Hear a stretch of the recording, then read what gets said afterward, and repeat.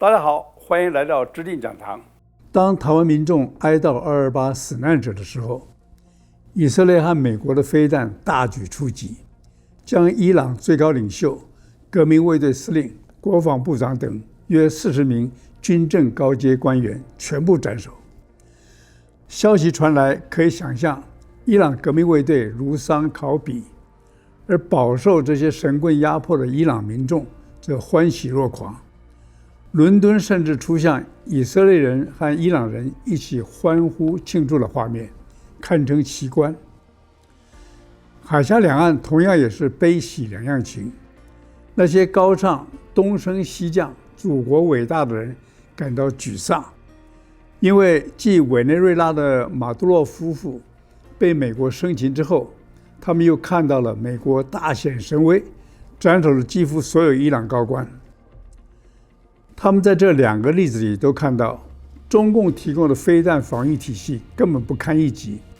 而川普政府說打就打的行動力，也讓兩岸那些嘲笑美國不敢動武的老中小粉紅們啞口無言，膽戰心驚。我很好奇，北京中南海那些領導現在心裡作何感想？過去他們可以躲在深宮之中，鼓吹叫囂對美國和日本的仇恨，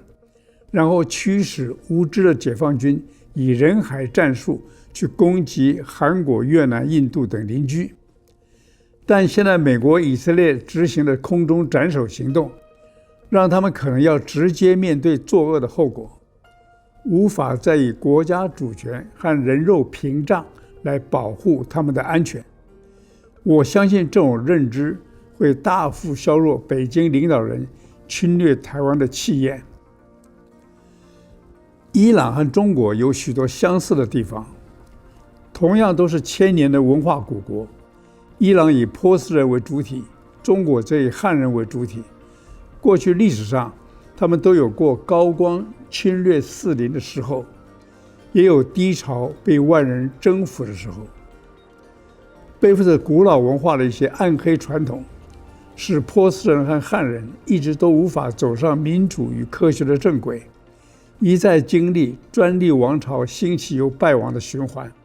也一再受害於專制政權的謊言和暴力。在謊言、暴力主導的社會，人們會依附權力、濫用權力，所以貪瀆猖狂，政治清明和法治無法建立。伊朗軍政首腦被集體斬首以後，波斯人是否可以走上民主法治的正途？這是接下來大家關注的焦點。從集權貪腐走上民主法治，困難重重。看到伊朗，想到台灣，竟然有很多台灣人毫不珍惜得來不易的民主，